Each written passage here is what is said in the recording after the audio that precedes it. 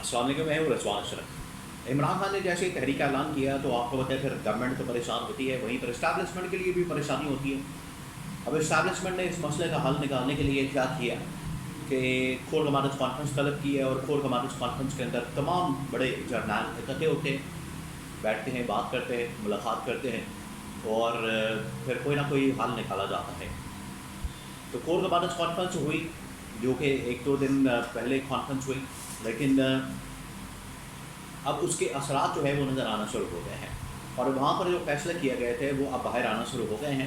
اور گراؤنڈ کے اندر نظر آنا شروع ہو گئے ہیں۔ اب یہ جو عمران خان کی کال ہے، آپ کو پتہ ہے کہ لوگ بڑی تعداد میں سڑکوں پر نکل رہے ہیں، احتجاج کر رہے ہیں، پروٹیسٹ کر رہے ہیں، وہ نہ صرف کے پی سے نکل رہے ہیں، پنجاب سے نکل رہے ہیں، اسلام آباد کی طرف ان کا رخ ہے، مشن ہے۔ وہیں پر پی ٹی آئی کے اندر بہت ساری خبریں موجود ہیں اختلافات کی تقسیم کی، مقصد کیا ہے، مطلب کیا ہے، اس کی کہانی کیا ہے، معاملہ کیا ہے، اس کے بارے میں بڑی اہم ترین معلومات۔ سیکنڈ کور کمانڈرز کانفرنس کا اجلاس اور اس کا اعلامیہ، اسٹیبلشمنٹ کا پیغام، رانا ثناء اللہ کی طرف سے یہ پیغام کہ عمران خان اسٹیبلشمنٹ سے بات کرنا چاہتا ہے۔ اس کا مطلب ہے کہ انہوں نے اپروچ کیا ہے، لیکن عمران خان کی جانب سے انکار کر دیا گیا۔ تو تمام تر تفصیلات اور اہم ترین معلومات، دو تین خبریں میرے پاس موجود ہیں، ایک ایک کر کے میں آپ کے ساتھ شیئر کرتا ہوں۔ سب سے پہلے میں آپ کو یہ بتا دوں کہ اس وقت پی ٹی آئی کے اندر کیا چل رہا ہے۔ پی ٹی آئی کے اندر اس وقت بہت ساری لیئرس ہیں۔ دیکھیں یہ ہوتا ہے، سب سے پہلے تو آپ اس بات کو سمجھیں، یہ بڑی اہم ترین بات ہے، وہ یہ کہ جو ایک پارٹی ہوتی ہے، جماعت ہوتی ہے، جب ایک لیڈر موجود ہو ان کے سر کے اوپر، تو وہ پارٹی اور جماعت بڑے اچھے انداز سے چلتی ہے، منظم انداز سے چلتی ہے، اس کے اندر کوئی مسئلہ نہیں ہوتا۔ کوئی اگر ایشو آتا بھی ہے تو اس کو ریزالو کر لیا جاتا ہے، سالو کر لیا جاتا ہے، مسئلہ حل کر لیا جاتا ہے۔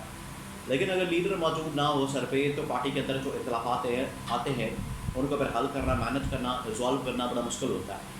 تو طے در طے پھر اختلافات اور لیئرز اور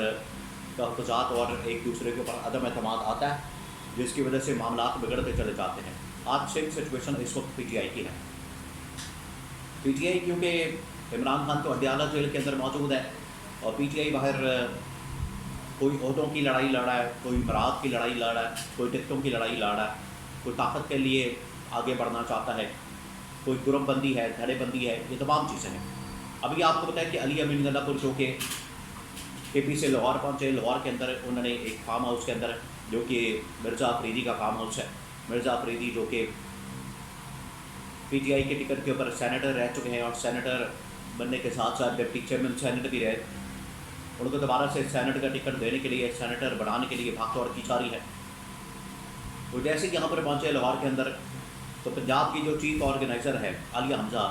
ان کو نہیں بلایا گیا، وہ وہاں پر نظر نہیں آئی، منظر سے بالکل غائب تھی، انہیں اصل میں بلایا نہیں گیا، مدعو نہیں کیا گیا، انوائٹ نہیں کیا گیا۔ اور کیونکہ وہ تحریک کے حوالے سے بات کرتی ہیں، وہ بڑی اسٹرانگ آواز ہے،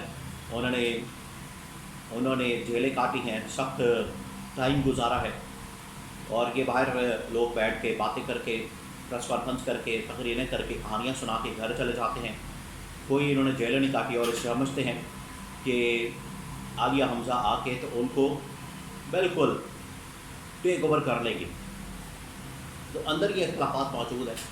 اندر اختلافات کی باتیں موجود ہیں۔ پھر علی امین گنڈا پور کو بڑے سخت سوالات کا سامنا کرنا پڑا،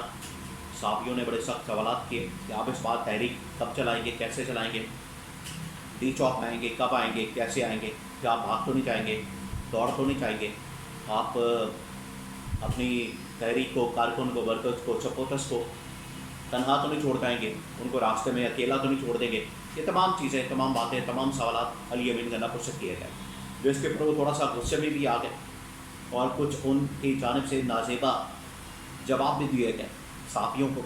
صحافیوں کے سوالوں کا جواب دینا یہ ان کا فرض ہے، اور سوال کرنا صحافیوں کا حق ہے، لیکن یہ اس طرح کے ذاتی حملے کرنا کسی کی بھی جانب سے، یہ بالکل قابل قبول نہیں ہونا چاہیے۔ اور علی امین گنڈا پور اگر اس طرح کے ذاتی حملے کر رہا ہے تو یہ بالکل قابل قبول نہیں ہونا چاہیے، اس کی جتنی بھی مذمت کی جائے اتنا کم ہے۔ تو یہ اب کبھی لاہور، کبھی کے پی، کبھی پنجاب کے مختلف شہروں میں، کبھی کہاں کبھی کہاں، اصل معاملہ یہ ہے کہ عمران خان کی رہائی سے اس وقت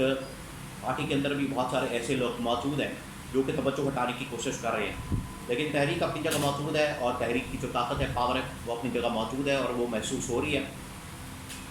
اس کو محسوس کیا جا رہا ہے، وہ طاقت اور پاور جو ہے وہ اس وقت محسوس کی جا رہی ہے، اور اسی کی وجہ سے آج آپ دیکھیں کہ